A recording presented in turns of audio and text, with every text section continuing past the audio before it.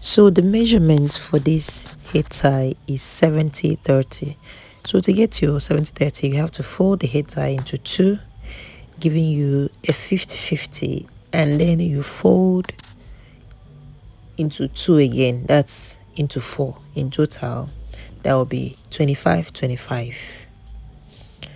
At the point of the first 25, that is where you will place your thumb and index finger, and that will be the starting of your 30, while you move your hand to a comfortable position to give you your exact 30. So then you start to make your plates. And one rule I have is that you hold it with your thumb and your index finger, or called forefinger. Yes, hold it with your thumb and your index finger. Hold it firmly, place it on your leg in an oval form, just like the shape of the forehead. So you use the three fingers remaining and pull to make oval-like pleats. This tip is very important. Your pleats should never be flat. Rather, it should look curved like you're seeing in the video. So this tip is very important. I'm going to repeat that tip so that you can understand. You just hold it with your thumb and index finger while using the third finger to pull. At this point, you can comfortably place it on your model's head or your client whatsoever without it scattering. So you see, on what you're saying, if it was straight, you will not see that space, but because it was done in a slant format, that's why I use my leg. That's why it can stay comfortable on the head without scattering. So you just go ahead and give one side to your model to hold, while you go ahead to arrange one side of the ear. So the pattern is that you should bring all the plates together at the ear loop. That's towards the ear. You should bring everything together, not scattered side by side like in the center front. So you just bring everything together, one after the other, one after the other, and until your 7 pleats are complete. I always recommend 7 pleats at the starting, especially if you are using 4 lines of Asoke. Maybe if you are using 3 lines, you can do 5 or 6, but 7 pleats will give you a more beautiful finishing. So you'll come to the back. At this back, if you've noticed that the pleats I made from the front is already showing, it's still showing properly. So all I need to do is to just pack the pleats one after the other, one after the other on both sides. So at this point, I have exchanged my hand. I'm using my right hand to hold the left side of the head tie, while using my left to hold the right side of the head tie, because I'm going to do a crisscross, like I'm going to cross the right hand side to the left hand side, taking into consideration that the longer hand will go beneath, while the shorter hand will go on top.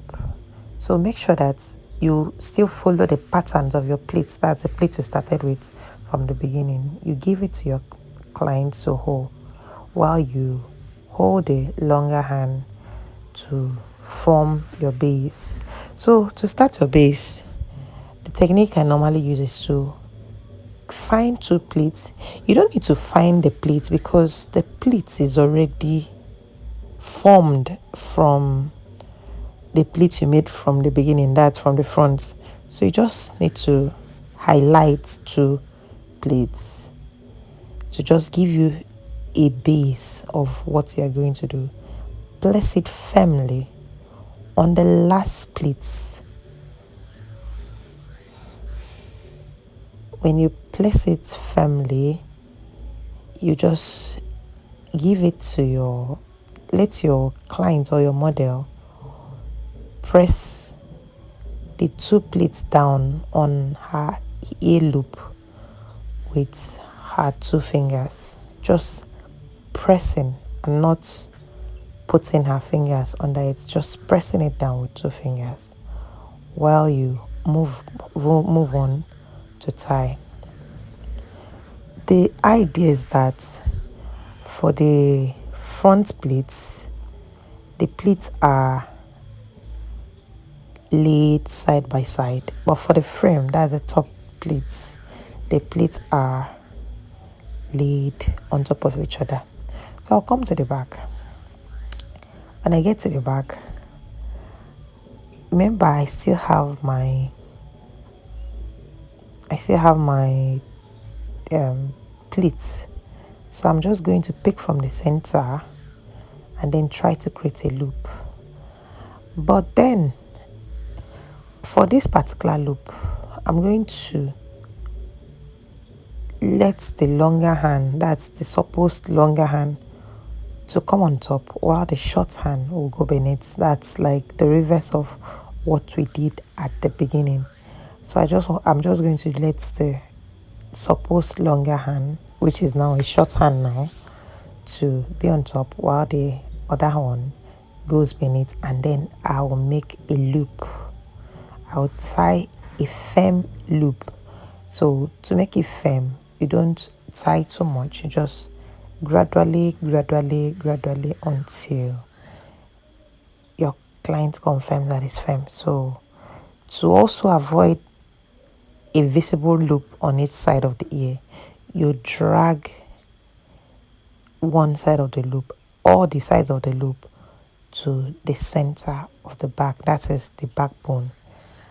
When you're done with that, you just tie a loose loop the second time, because it's loose because you are going to need to loosen it and retie later. Just keep watching. So at this point, you are 50% done with your hair tie. You just pull it back. Your 2 pleats are still intact. Your 2 pleats are still intact, so that will give you the foundation for other pleats that is going to follow. Remember I said for this frame that, for the frame, the pleats are on top of each other, but for the base, the pleats are laid side by side. So I'm going to, now this is where you need patience, because to get everything done, to get all your pleats done, you need patience. Like, you have to be very patient, because you need to pick the pleats one after the other. Also, you need to avoid picking very small pleats, that is giving, like, not allowing you to have space. You should have space when you are picking your pleats. At the same time, it shouldn't be too big so that you have more pleats. So it should just be an average size of pleats, like you're saying, not too big and not too small, not too big and not too small, not too small so that it will not loosen before you get to the end, and not too big so that you will not end up exhausting the whole hair tie, yet you have very few pleats.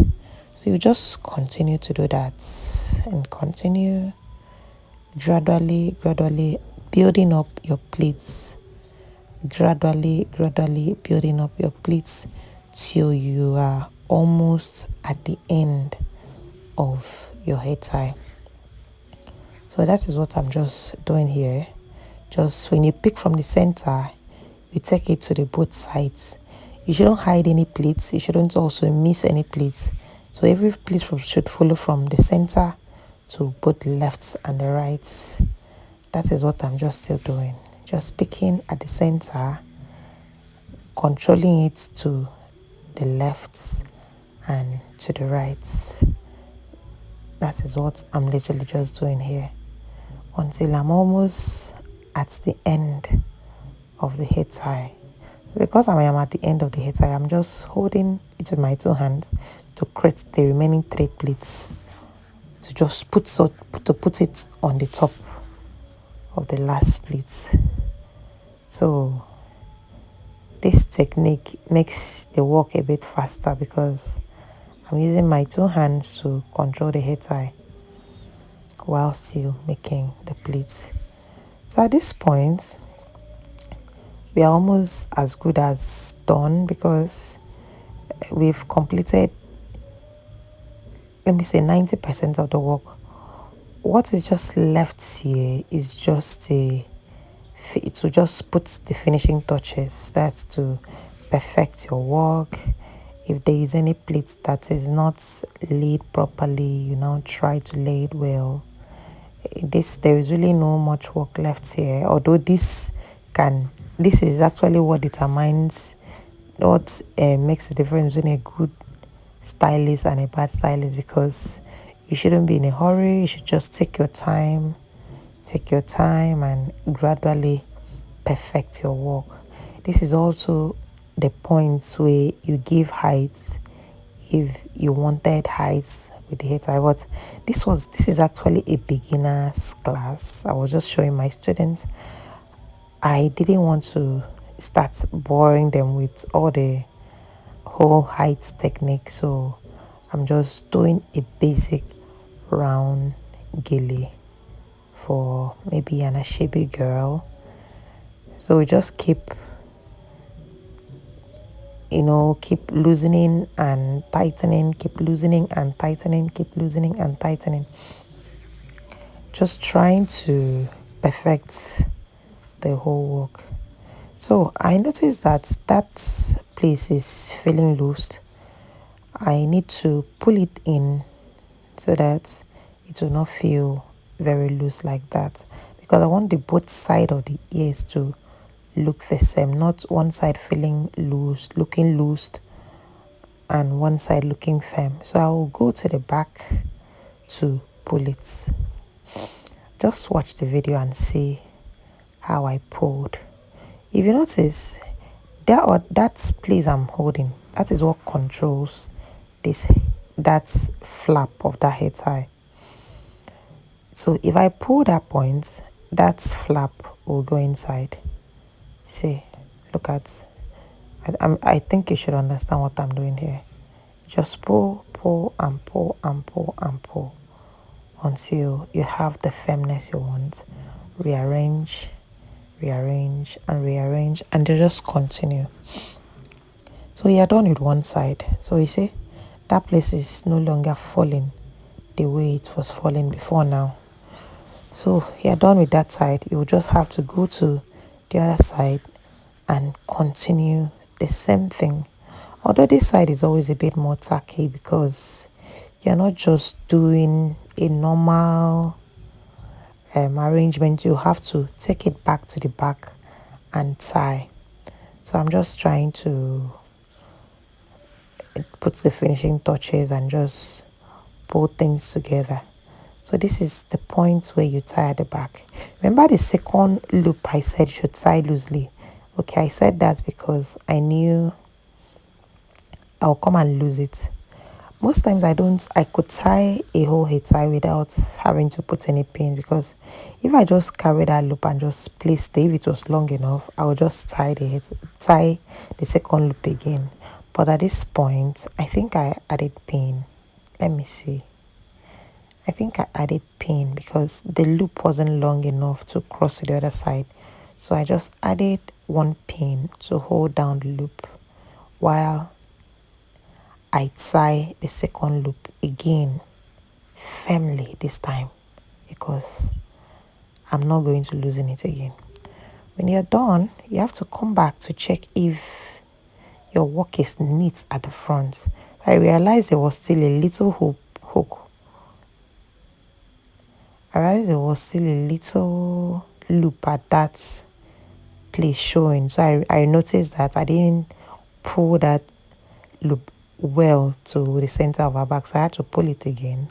So this is me just putting finishing touches and just pinning down the flappy end of the hair tie. That's the back.